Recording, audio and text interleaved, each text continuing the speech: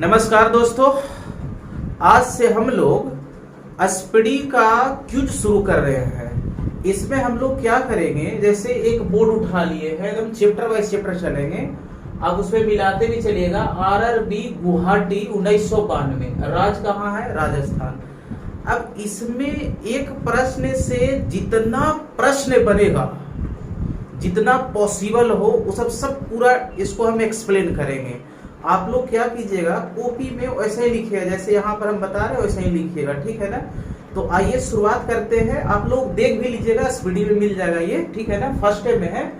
तो आपका जैसे पहला प्रश्न दिया हुआ है, देखिएगा, जनगणना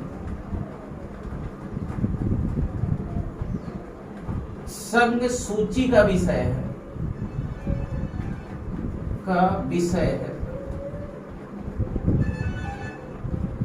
अब यहां से एक एक चीज को देखेंगे, जनगणना क्या है, संघ सूची क्या है, ये समझेंगे।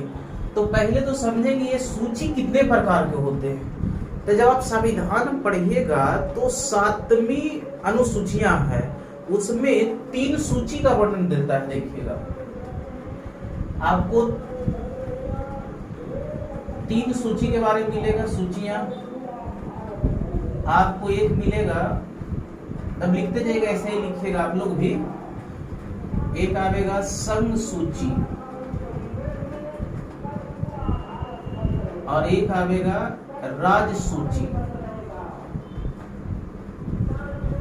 और एक आवेगा समवर्ती सूची।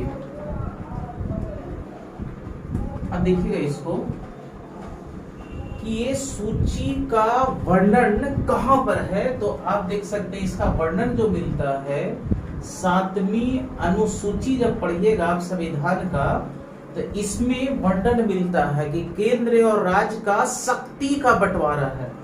अब समझिएगा कि संघ सूची, राज्य सूची, समवर्ती सूची का मतलब क्या हुआ। तो संघ सूची मतलब हुआ कि इस पर जो भी कानून बनावेगी, सेंट्रल सरकार बनावेगी, मतलब मोदी सरकार बनावेगी। राज्य सूची उसको बोलेंगे कि जो कानून बनावेगा से राज्य बनावेगा। और समवर्ती सूची मतलब दोनों मिलकर बनावेगा। तो अब सबसे इंपॉर्टेंट होता है, जैसे इसमें 100 सूचियां आती है, तो 100 में कम से कम आपको 2-4 दम जरूर याद होना चाहिए। तो संघ सूची में आप कैसे याद करेंगे, तो जो बड़े बड़े कानून होगा, अंतर्राष्ट्रीय समझौता होगा, परमाणु से संबंधित होगा, तो किस में आवेगा? संघ सूची में आवेगा। जैसे देखिए, संघ सूची का कौन-कौन विषय है, जैसे जनगणना पूरे भारत स्तर पर होती है, तो जनगणना भी संघ सूची में आ जाएगा। आप देख सकते हैं बीमा, बैंकिंग, बीमा हो गया, बैंकिंग हो गया, अंतर्राष्ट्रीय समझौता हो गया, अंतर्राष्ट्रीय समझौता जैसे परमाणु से संबंधित हो गया, परमाणु, रेलवे, है ना, शेयर मार्केट। तो बहुत ज्यादा सूचियां होती है, लेकिन ये मुख है कि जनगणना हो गया, बीमा हो गया, जैसे बीमा हो गया, जैसे परमाणु। अब परमाणु से संबंधित जो भी मतलब कि विस्फोट कराना है, जो भी कुछ करना है, तो पूरा डिसीजन कौन लेती है?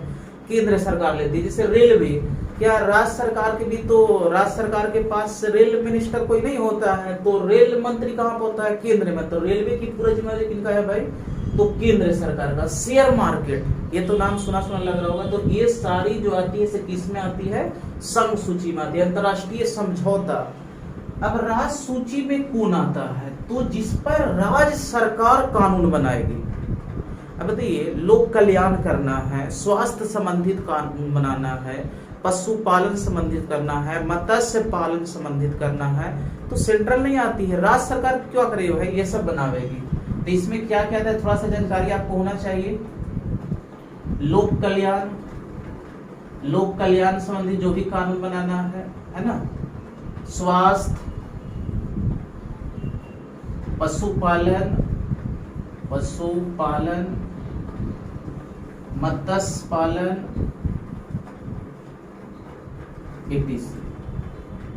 पुलिस, जो भी जो है ये राज्य सूची का विषय है। इस पर कानून कौन बनाती है? राज्य सरकार बनाती है।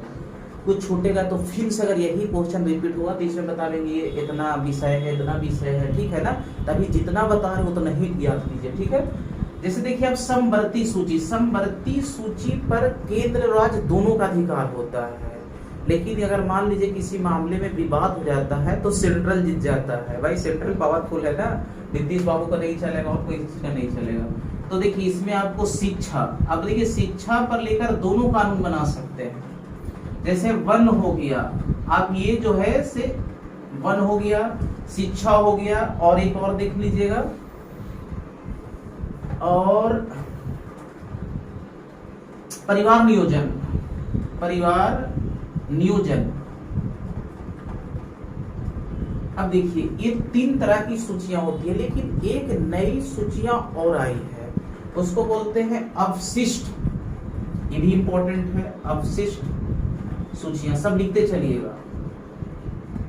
अब इसमें जैसे आजकल जो हो रहा है इससे ज्यादा साइबर क्राइम बढ़ गया है, जैसे फोन से पैसा उड़ाना, एटीएम से पैसा उड़ाना, किसी बैंक अकाउंट से पैसा उड़ाना, तो ये सब जो आती है इसमें आती है। जैसे साइबर अपराध, साइबर अपराध ये अवशिष्ट सूची में आती है।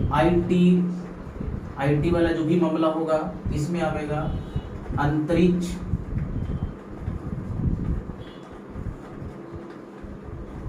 से संबंधित मामला, मामले।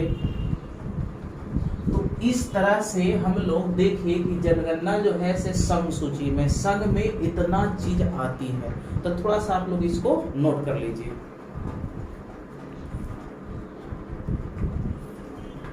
देखिए प्रश्न नंबर 2 है कि भारत का संविधान भारत को राज्य के रूप में वर्णन करता है। अब यहां से जो प्रश्न बनेगा, जैसे अब देखिए राज्य की बात आया, तो बात तो है सही, तो राज्य अभी वर्तमान समय में 28 है। भारत में अभी वर्तमान समय में कितना राज्य है? 28। और केंद्र शासित प्रदेश रहेगा यूटी, तो अभी 8 गो है। एक मिल गया, पता होगा शायद, दमन और दीव, और इसको दादरा नगर हवेली को आपस में मिला दिया गया है। तो ये दोनों मिलकर कितना पूरा हो गया? 8। अब यहाँ पर समझिए, अब है भारत का संविधान। अब थोड़ी सी संविधान के बारे में समझिए। तो 2 प्रश्न संविधान से हमेशा पूछता है। पहला कि संविधान को अंगीकृत कब किया गया था? तो संविधान को अंगीकृत बोलेगा, अंगीकृत बोलेगा तो 26 नवंबर 1949 बोलेंगे, ठीक है ना। अगर लागू बोलेगा कि लागू कब किया गया है, तो 26 जनवरी 1950, है ना। अभी एक सवाल और यहाँ से पूछता है संविधान से, अभी बहुत सवाल पूछता है, लेकिन यहाँ से एक चीज समझिए कि पूरे भारत में सबसे बड़ा जो है से संविधान है ना, तो राष्ट्रपति बड़ा है ना, सुप्रीम कोर्ट का जज है ना, तो पीएम है, कोई भी बड़ा नहीं है। सबसे बड़ा कौन है? संविधान। अब बताइए, जो भी कोई काम करता है तो सभी तो संविधान के अकॉर्डिंग करता है, तो सबसे बड़ा कौन हो गया? ये संविधान। तो सबसे बड़ा कौन है? संविधान है पूरे भारत में। अब यहाँ से आ रहा है तीसरा सवाल है कि मछलियों के यकृत में विटामिन डी पाया जाता है। अब यहाँ पर देखिए यकृत आया है, ये तो डी पाया जाता है, लेकिन हम लोग और ऑपरेशन इसको करेंगे। जैसे यकृत के बारे में समझिए, या इसको लीवर बोलते हैं, है ना। अब यकृत का क्या काम है? ये हमारे शरीर में पाया जाता है, तो ये सबसे बड़ी ग्रंथि है। पहला तो सवाल है कि सबसे बड़ी ग्रंथि है ना, सबसे बड़ी ग्रंथि है, लगभग 1.5 kg का होता है। अब समझिए दूसरी, इसका काम क्या है? मेन यही काम, तो पित्त रस का स्राव करना। जो हमारे पित्त रस का स्राव करता है, इसे कौन करता है? यकृत करता है। लेकिन एक और प्रश्न पूछता है कि पित्त का जमा होना, जमाव, पित्त का जमाव कहां पर होता है? तो पित्ताशय बोलेंगे, पित्ताशय, है ना। तो 2 तरह से है। पहला, पित्त का स्राव कौन करता है? तो बोलेंगे यकृत। बोलिए, पित्त का स्राव कौन करेगा? तो यकृत। और जमा कहेगा कि कहां पर स्टोर होता है? तो पित्ताशय में होता है, ठीक है ना। और दूसरी सवाल इसमें, अगर अब इसका प्रकृति कैसा होता है, अम्लीय होता है कि क्षारीय होता है, तो ये जो रस निकलता है ये क्षारीय होता है, ठीक है ना, इसको नोट कर लीजिए। सवाल नंबर नेक्स्ट है, अच्छा इसमें और एक बचा हुआ है, विटामिन डी भी तो है आया है, तो विटामिन डी को भी थोड़ा सा देख लीजिए। विटामिन डी है ना, अभी हम लोग पूरा देखेंगे जो जो आएगा। सबसे पहले विटामिन डी, इसका रासायनिक नाम क्या है, केमिकल नेम, CN से लिख देंगे केमिकल नेम, तो कैल्सीफेरॉल। कैल्सीफेरॉल कैसे हम लोग याद करें, तो कैल्सीफेरॉल क्या है, कैल्सीफेरॉल। दूसरी बात, ये हम लोग जानते हो कि सूर्य के प्रकाश में क्या मिलता है भाई, सूर्य के प्रकाश में विटामिन डी ही मिलता है। और दूसरी बात कि अगर विटामिन डी की कमी हो जाती है तो दो रोग होगा, आप लोग पढ़े होंगे, एक होता है रिकेट्स, एक होता है रिकेट्स, ये बचपन में होगा, बच्चा लोग में होगा, बच्चा में होगा, और एक होता है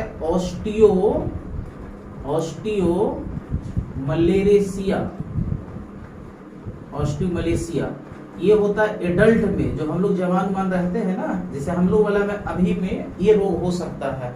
विटामिन डी की कमी से दो रोग, एक रिकेट्स और एक ऑस्टियोमलेशिया, ये एडल्ट में होता है, जवान व्यक्ति में होता है, बचपन में कौन होता है भाई, ये होता है, ठीक है ना। और विटामिन डी में कुछ है नहीं। अब आगे चलते हैं, बढ़िया थोड़ा सा नोट कीजिए आप लोग।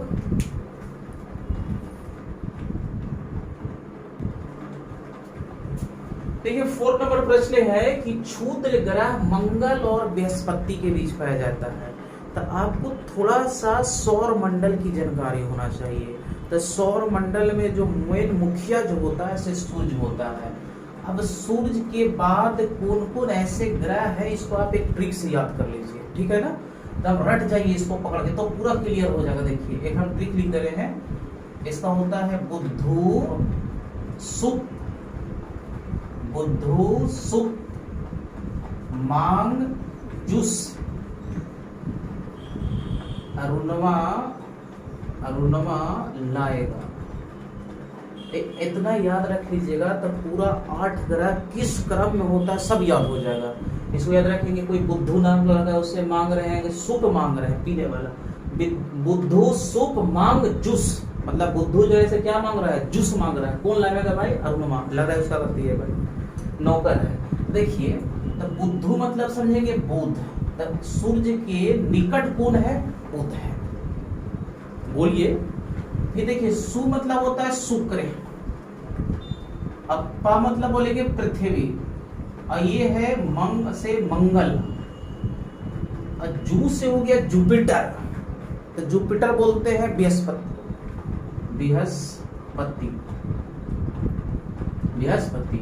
और सस हो गया शनि, और एक हो गया अरुण, और एक हो गया वरुण, अरुण और वरुण। देखिए अब यहाँ से कितना सवाल बन गया, सबसे निकट कौन है, सूर्य के निकट कौन है, बुध, सबसे दूर कौन है, वरुण, निकट कौन है, बुध, सबसे दूर कौन है, वरुण।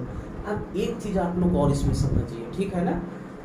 देखिए यहाँ से यहाँ तक, यहाँ से यहाँ तक, इसको हम लोग आंतरिक ग्रह बोलते हैं, आंतरिक ग्रह, इसका निर्माण अलग पिंड से हुआ था, और यहां से यहां तक को बोलते हैं बाह्य ग्रह, बाह्य ग्रह। अब देखिए ये जो आंतरिक ग्रह है, ये बाह्य ग्रह है, ये दोनों के बीच जो होगा इसी में एस्ट्रॉयड होता है, ये गोले ऐसे रहता है, तो इसी के बीच होता है क्षुद्र ग्रह, इसी के बीच होता है क्या, क्षुद्र ग्रह। अब इसको कैसे याद रखेंगे भाई कि आंतरिक ग्रह कहां पर होगा और बाह्य ग्रह कहां पर, देखिए यहाँ तरीके से निकल जाएगा, बुद्धू सुप मांग जूस, तो भाई मांग रहा होगा अंदर से, घर के अंदर से, जूस कहां से आएगा, तो बाहर से आएगा, तो जो जूस वाला मामला होगा सब जूस से जो भी इधर ठीक रहेगा सब बाह्य ग्रह होगा, और इधर वाला जो रहेगा से क्या होगा, आंतरिक ग्रह होगा, या इसको बोलते हैं पार्थिव ग्रह। तो आप इतना दिमाग में रखिएगा थोड़ा सा। अब बताइए ये सूर्य के निकट था इसलिए इसका कोई उपग्रह नहीं, ये भी निकट थोड़ा सा है तो इसका भी कोई उपग्रह नहीं, यहां से चालू हो जाता है, तो यहाँ पर एक पॉइंट लिख लीजिएगा, सबसे निकट हो गया, ये सबसे निकट ये हो गया, सूर्य के निकट हो गया, और ये दोनों का, बुध का और इसका कोई उपग्रह नहीं, कोई उपग्रह नहीं, है ना, इसका कोई बेटा बेटी नहीं है। यहां से शुरू हो जाता है एक, यहां पर दो, आप लोग पढ़े होंगे डिमोस और फोबोस, डिमोस तथा फोबोस, है ना, थोड़ा थोड़ा आपको नॉलेज होना चाहिए। और देखिए पहले था कि बृहस्पति के पास सबसे ज्यादा उपग्रह था, लेकिन अब चेंज हो गया है बेटा, शनि के पास सबसे ज्यादा उपग्रह है, 82 वो है, ठीक है ना, और सबसे लास्ट में कौन है, वरुण है। तो इसको नोट कर लीजिए आप लोग, और फिर आवेगा तो और बता देंगे, इतना भी याद कीजिए, ठीक है।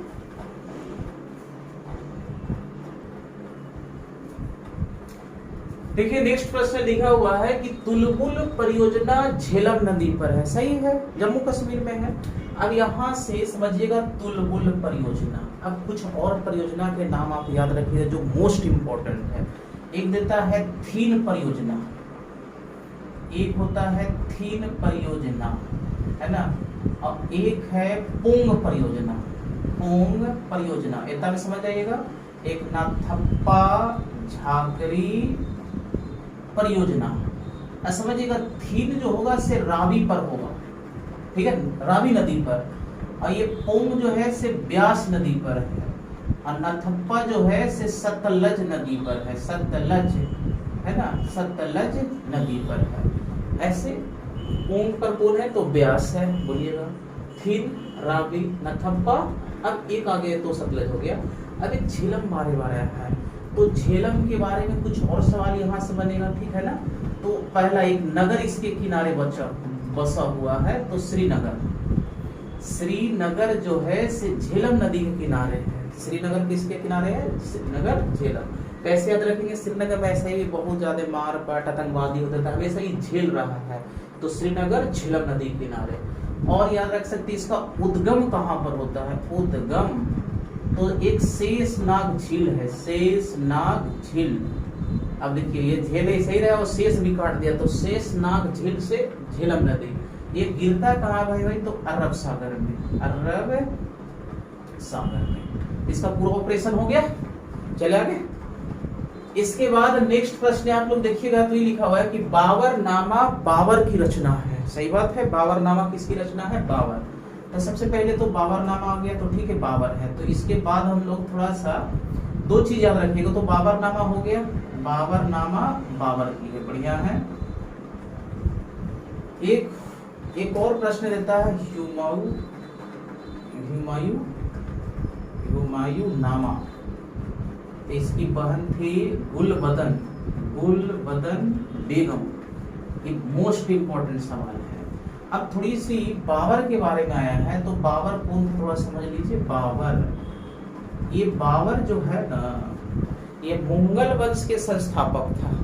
किसका था भाई, मुगल वंश, आप लोग पढ़े होंगे तो पता होगा, मुगल वंश का संस्थापक। ये कब स्थापना किया था, तो 1526 में, पानीपत का प्रथम युद्ध, है ना।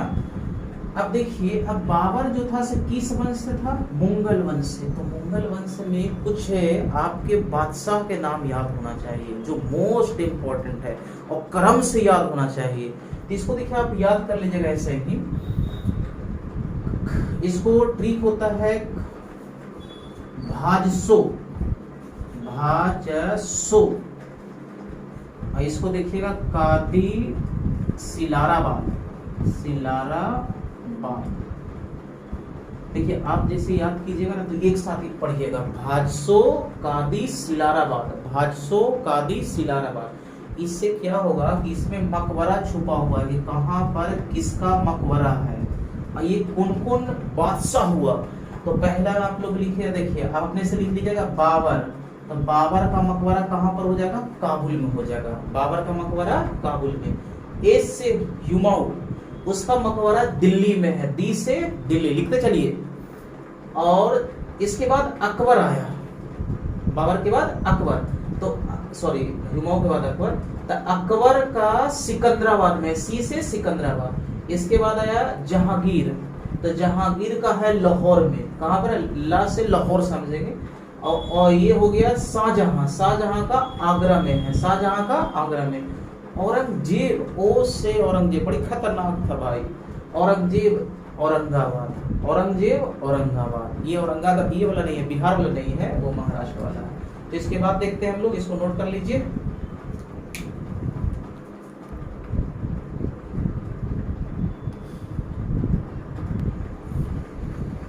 अब देखिए इसके बाद आपका है कि प्रकाश वर्ष दूरी का मात्रक है ना। अब थोड़ा सा समझ लीजिए, ये तो हजारों बार प्रश्न में पूछा है, प्रकाश वर्ष क्या है, समय का है कि दूरी का है, तो दूरी बोलेंगे। अब एक सवाल यहाँ से आता है कि एक प्रकाश वर्ष पर वो कितना होता है, एक प्रकाश वर्ष।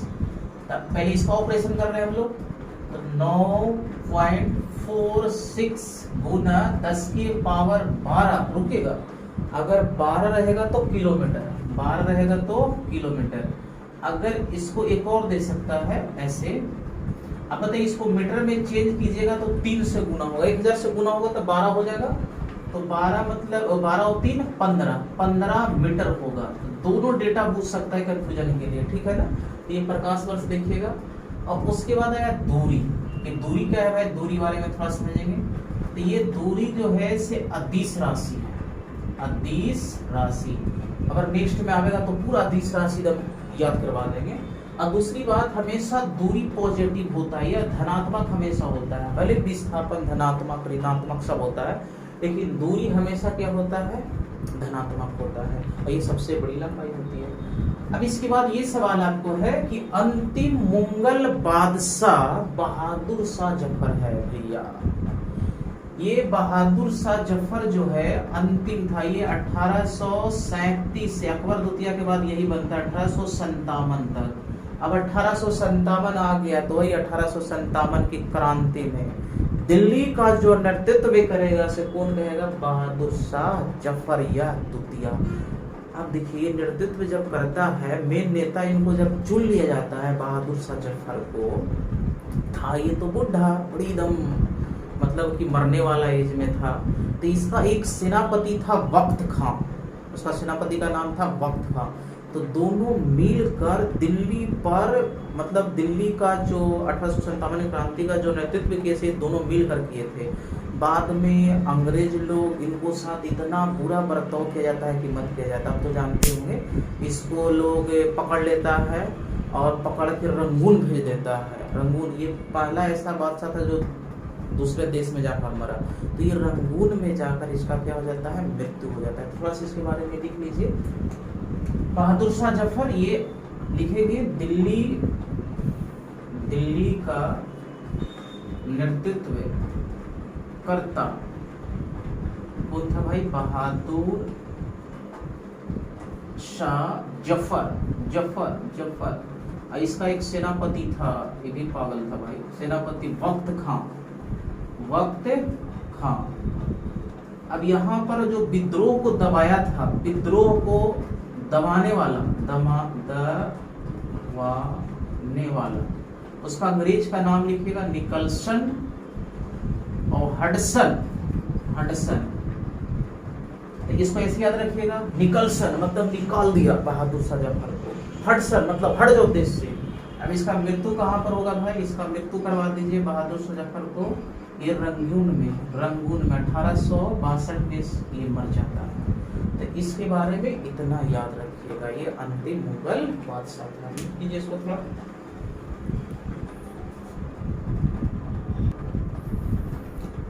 देखिए इसके बाद प्रश्न है कि भारत छोड़ो आंदोलन का नारा महात्मा गांधी ने दिए थे। अब महात्मा गांधी के बारे में थोड़ा समझेंगे।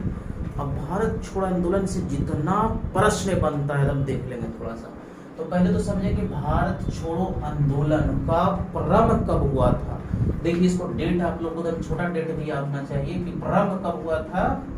प्रारंभ तो 9 अगस्त 1942। कभी कभी 8 अगस्त को भी देखे होंगे। तो 8 अगस्त का प्रस्ताव पास हुआ था। तो कहाँ से पास हुआ था, ये तो प्रारंभ हुआ ये इतना से, लेकिन स्थान कहेगा कहाँ पर, तो एक बॉम्बे का ग्वालियर टैंक, बॉम्बे के ग्वालियर टैंक मैदान से भी प्रश्न पूछा हुआ है, ग्वालियर टैंक मैदान से। अब देखिएगा इसके बाद थोड़ा समझिएगा, गोलियत टैंक मैदान से हो गया। यहीं पर नारा दिए थे महात्मा गांधी, करो करो या मरो, मतलब कि लास्ट है, कर जाओ या मर जाओ। अब देखिए जैसे ही ये आंदोलन शुरू होता है 9 अगस्त के, मतलब 9 अगस्त को शुरू होने वाला था कि 9 अगस्त को 8 अगस्त को पास कर लिया गया, फिर 9 अगस्त को हम लोग शुरू करेंगे।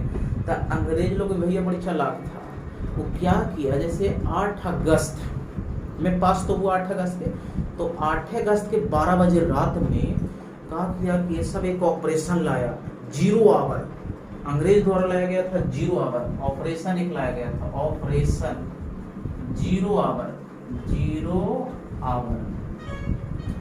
इस 0 आवर के तहत जो जो नेता थे, मुख्य नेता थे, सबको गिरफ्तार हो जाता है, जिसमें देखिए महात्मा गांधी भी गिरफ्तार हो जाते हैं, अरुणा आसिफ अली भी गिरफ्तार हो जाते हैं। तो महात्मा गांधी इंपॉर्टेंट है, महात्मा गांधी इनको गिरफ्तार करके हम लोग पूना के आगा खां जेल में डाल जाता है, आगा खां जेल में। कहाँ पर डालते हैं भाई, आगा खां जेल में। जब सुबह होती है तो पता नहीं चलता है कोई नेता है ये नहीं है, ठीक है ना। तो कुछ लोग, हम लोग कुछ नेता लोग थे, भूमिगत होकर आंदोलन इसको शुरू किया था। आप इतना याद रखिएगा, प्रारंभ कब हुआ था, 42 में। स्थान कहाँ पर था, बम्बे के ग्वालियर टैंक मैदान से। नारा क्या था, करो या मरो। इस ऑपरेशन 0 आवर कौन चलाया था भाई, तो अंग्रेज चलाए थे। इसके तहत क्या हुआ, जो जो मुख्य नेता थे उनको गिरफ्तारी है। आगे फिर आवेगा तो फिर इसको और एक्सप्लेन करेंगे, बहुत चीजें।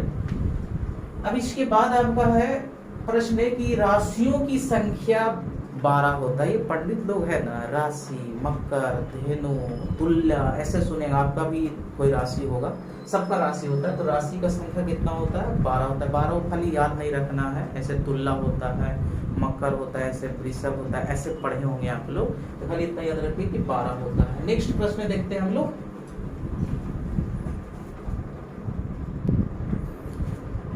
चलिए 2 प्रश्न और बचा हुआ इस बोर्ड में।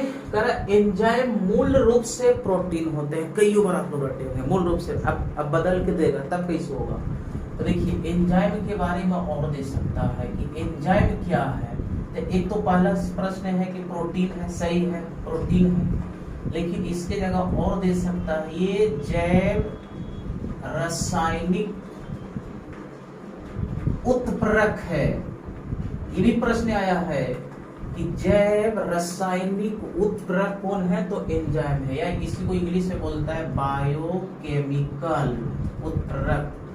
केमिकल उत्प्रेरक कौन है भाई, तो एंजाइम है। अब समझिएगा, जैसे एंजाइम के तो उदाहरण आप लोग जानते होंगे, टाइलिन। टाइलिन एक प्रकार का एंजाइम है, ये भोजन को पचाने में सहायक होता है, मतलब कि भोजन को पचाने में सहायक। आप लोग लिख लीजिएगा, एक प्रकार का प्रोटीन है, जैव उत्प्रेरक रसायन है, जैव रासायनिक उत्प्रेरक है, या बायोकेमिकल कैटलिस्ट बोलेगा, या भोजन को पचाने वाला सहायक है। अब यहाँ पर थोड़ा सा प्रोटीन के बारे में है, तो प्रोटीन के बारे में थोड़ा समझेंगे कि भाई अगर प्रोटीन क्या है ना। तो देखिए जब हम लोग 20 एमिनो एसिड, एमिनो अम्ल मिलाते हैं तो प्रोटीन का निर्माण होता है। कई बार प्रश्न पूछता है कि 20 एमिनो अम्ल से मिलने पर क्या बनता है भाई, तो प्रोटीन बनता है। अब देखिए 20 जो है ना, इसमें भी धोखा है, ये भी 2 तरह से बना है, एक 10 से बना है। तो 10 जो एमिनो अम्ल होता है शरीर के अंदर मौजूद रहता है, 10 जो होता है शरीर के अंदर। अगर मान लीजिए कोई प्रोटीन ना भी ले रहा है तो आपको 10 को कम करेगा, है ना। और ये 10 को हम लोग लेते हैं बाहर से लेते हैं, तो टोटल हो जाएगा 10 10 20। अगर मान लीजिए कोई प्रोटीन ना ले रहा है तो शरीर के जो अंदर है ना 10 वही काम करता है। अब सबसे इम्पोर्टेंट सवाल होता है कि सर प्रोटीन का स्रोत कौन कौन है। तो जो आपको फेमस स्रोत है, मतलब किसको खाएंगे, क्या पेड़ पत्ता को खाएंगे तो प्रोटीन मिलेगा ना रे बाबा। पहला आपको सोयाबीन सबसे ज्यादा माना जाता है कि प्रोटीन इसी में मिलता है। मशरूम बड़ा महंगा ही सब होगा, मशरूम हमारी गरीब आदमी ना खाता। प्रोटीन सॉरी पनीर, ये पनीर हो गया, मशरूम हो गया, ये सब जो क्या है, किसका स्रोत है? प्रोटीन। ऐसे मांस भी आता है ना, ना मांस आप लोग मत खाइएगा, एकदम दिमाग खत्म। तो ऐसे भी स्रोत है, लेकिन सोयाबीन में सबसे ज्यादा मशरूम है और पनीर भी है, ठीक है ना। ये प्रोटीन का काम का होता है, ये एनर्जी प्रदान नहीं करता है, कोशिका का रचना करता है। एनर्जी प्राप्त करने वाला, एनर्जी प्राप्त देने वाला दो अणु होते हैं, एक वसा होता है, कार्बोहाइड्रेट। कार्बोहाइड्रेट और वसा जो है आपको एनर्जी प्रदान करेगा, और ये सब एनर्जी प्राप्त नहीं देगा भाई। अब इसके बाद है कि सौर मंडल का सबसे चमकीला उपग्रह शुक्र है। अभी तो हम लोग पढ़े थे बुधो शुक्र मांगे जो से, अब उसमें किसको ऑपरेशन करना है? शुक्र का और सौर मंडल का।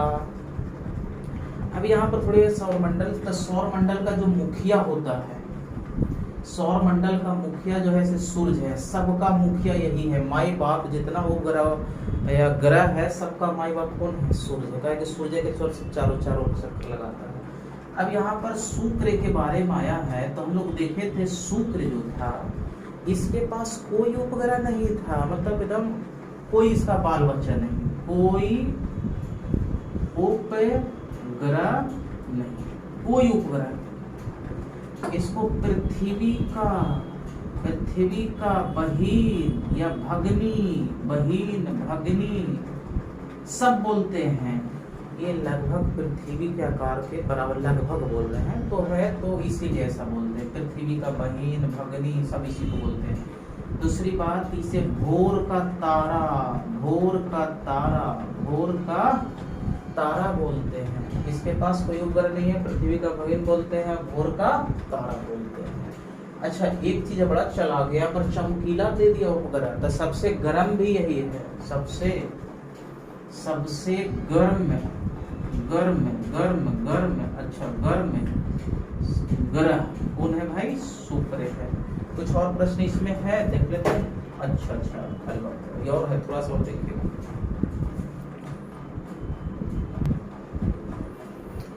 चलिए इसके बारे में समझिए। नेक्स्ट प्रश्न आपको है कि मौर्य वंश का शासक बिंदुसार था, ये दिया हुआ स्टडी में। अब थोड़ा सा मौर्य वंश आया है, तो अब देखिए इसका संस्थापक पड़े होंगे चंद्रगुप्त मौर्य, है ना। इसके बाद आया बिंदुसार, इसके बाद आया अशोक। ये तीनों शासक किस में है भाई? मौर्य वंश से। इसमें और पढ़े होंगे चाणक्य, एक कौटिल्य नीति। चाणक्य किसका प्रधानमंत्री था? चंद्रगुप्त मौर्य, उसी समय का था चाणक्य, ठीक है ना। अब इसमें चंद्रगुप्त मौर्य में एक बिंदु कम से कम तो याद रख सकते हैं, इसमें आया था मेगास्थनीज। नाम सुने होंगे, इसी के दरबार में। ये पुस्तक लिखा है इंडिका, पुस्तक लिखा भाई इंडिका। ये पुस्तक में पूरे मौर्य वंश के बारे में और पटना के बारे में पूरा वर्णन करता है कि पटना ये था वो था, ईरान के शहर से भी तुलना करता है, उससे भी ज्यादा ये फेमस था। पोलीप्रोथा, पटना का वर्णन पोलीप्रोथा नाम से करता है। इसके बाद बिंदुसार आता है, तो अमित्र घात इसका उपाधि है। और अशोक के बारे में जानते हो, 261 में कलिंग का युद्ध, है ना। इसको और हम लोग आगे पढ़ेंगे, ठीक है ना। बहुत ज्यादा हो जाएगा, इसको इतना याद रखिएगा। इसको डेट देख लीजिएगा। लिंग राज मंदिर भुवनेश्वर में है। दो चार का मंदिर के नाम है, तो एक दिलवाड़ा का जैन मंदिर बड़ी फेमस है, दिलवाड़ा का जैन मंदिर। ये आपको मिलेगा राजस्थान में। दिलवाड़ा का जैन मंदिर राजस्थान में है, ठीक है ना। और इसके बाद हम लोग देखेंगे पूर्णांक मंदिर, ये देखिएगा तो ये आपको उड़ीसा में मिल जाएगा। इसको भी लिख लीजिए, दिलवाड़ा का जैन मंदिर और राजस्थान में, पूर्णांक मंदिर कहाँ पर है? तो उड़ीसा में है। अब इसके बाद आया है कि मकाऊ का मुद्रा पटाखा है भाई, पटाखा पटाखा। अब मकाऊ का है तो थोड़ा सा लिख लीजिए, मकाऊ का देश है ये लिस्बन, इसकी राजधानी कहाँ पर है, लिस्बन है। अब मुद्रा की बात आई है तो मुद्रा के बारे में एक दो के लिख लीजिए, जैसे बांग्लादेश का बोलेगा, बांग्लादेश का बोलेगा राजधानी ढाका लेकिन मुद्रा टक्का, है ना। इसके बाद अगर मान लीजिए रूस के बोले तो रूबल है, रूस का क्या है, रूबल है। आपको चाइना के रेनमिनमी है ना। कुछ लिख लीजिए और श्रीलंका, श्रीलंका में, नेपाल में, पाकिस्तान में, ये सब पड़ोसी मुल्क में आप लोग को चल रहा है रुपया। क्या चल रहा है, रुपया चल रहा है। अब इसके बाद प्रश्न आया है कि सिनेमा का आविष्कार निकोलसन तथा जीन लुथिये किया था, किया। अब सिनेमा के बारे में आया है तो जो टीवी जो है, एक प्रश्न आता है कि टीवी में कौन सा रंग यूज करते हैं, तो प्राथमिक रंग। ये टीवी में हम लोग करते हैं प्राथमिक रंग। ओहो, प्राथमिक रंग, तो प्राथमिक रंग में लाल, हरा, नीला, इसको लिख लीजिए, ये प्राथमिक रंग का उदाहरण है। इसके अलावा जो भी रहेगा पीला, मैजेंडा, ये सब द्वितीय रंग के उदाहरण है। तो लाल, हरा, नीला रंग याद रखिए इसको। चलते हैं आगे थोड़ा। तो ये लास्ट प्रश्न है, थोड़ा सा और बैठिए दिल को थाम कर, ठीक है ना। पृथ्वी का एकमात्र उपग्रह क्या है, चंद्रमा है ना। बताए थे जैसे कि सूर्य से जैसे जैसे दूर हम लोग चलेंगे ना, वैसे वैसे उपग्रह की संख्या बढ़ते जा रहा है। जैसे देखे थे बुध और शुक्र में कोई नहीं, उसको सूरज खा गया। नजदीक ना है, उतना ताप है ना, वो बर्दाश्त करेगा। पृथ्वी का एकमात्र, यहाँ पर पृथ्वी आपकी है और ये चंद्रमा है ना। तो अब चंद्रमा पृथ्वी के बारे में सब जान रहे हैं। पृथ्वी तो हम लोग का भाई जाना पहचाना है। तो अगर एक और सवाल देख सकते हैं तो यहाँ से अभी तक चंद्रमा पर 12 गो आदमी पहुंच चुका है। चंद्रमा पर अभी तक 12 व्यक्ति चल चुका है और पहला जा चुका है। और नील अगस्ट्रम, यहाँ पर आपको ध्वनि नहीं मिलेगा, मतलब कि वहाँ पर आप कुछ भी किसी को गाली गलौज भी दे दिया तो पता नहीं चलेगा। तो अगर लड़ाई झगड़ा हो तो वहीं पर लड़े अच्छा है कि ध्रुव कुछ कर रही है।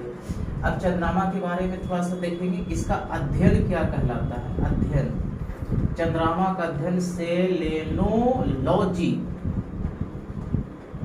सेलेनोलॉजी। अब देखिए कोई व्यक्ति अगर चंद्रमा पर जाएगा, पृथ्वी से चंद्रमा पर जाएगा तो उसका भार कम जाता है भाई, 1/6 भाग हो जाता है। 1 कितना भाग हो जाता है, 6 भाग। जैसे यहाँ पर 60 न्यूटन के गया है ना, देख रहे, वहां पर जाएगा तो 10 न्यूटन बता देगा। ये भार है, भार अलग होता है, भार एक प्रकार का बल होता है। अब एक चीज और देता है कि चंद्रमा का द्रव्यमान, चंद्रमा का जो द्रव्यमान है 1/81 भाग है पृथ्वी के तुलना में। मतलब पृथ्वी अगर मान लीजिए 81 kg का होगी तो चंद्रमा कई kg का, 1 kg का। तो दो तरह से सवाल, भार देगा तो 1/6, अब पृथ्वी से तुलना करेगा तो 1/81 है। अच्छा, इसके बाद आप थोड़ा सा देख सकते हैं कि ये हमारे यहाँ से पृथ्वी से जो दिखाई देता है, पृथ्वी से दिखाई, तो ये केवल दिखाई देता है 57%। एक हिस्सा को हम लोग देख ही नहीं पाते हैं। इसका एक चक्कर कितना में पूरा कर लेता है भाई, चक्कर तो 27 दिन 28 घंटा, 27 दिन 28 घंटा। बस यही पर एक 2 मिशन भी हम लोग भेजे हैं। चंद्रयान 1 2008 में देखे होंगे, देखेगा, उसमें हम लोग उतना नॉलेज थोड़ी रहता था। चंद्रयान 1 2008 में भेजे थे इस पर, एक चंद्रयान 2 2019 में, चंद्रयान 2, लेकिन ये मिशन उतना हम लोग का सफल नहीं हुआ। इस लोग भारत का गर्व करना चाहिए भाई इसरो पर। तो आज का सिलसिला यहीं तक रखते हैं और अगले में हम लोग एक नया बोर्ड उठावेंगे और आप लोग इसको बढ़िया से अच्छा से एक बार रिवीजन कर लीजिएगा। देखिए जितना रिवीजन कीजिएगा ना, आगे कुछ प्रश्न लगेगा अरे सब पढ़ा हुआ जो नया लगेगा उसको नोट करेंगे, ठीक है ना। तो इस वीडियो को आप लोग ज़्यादा से ज़्यादा शेयर कीजिएगा और क्या बोलेंगे। Thank you for watching, good bye.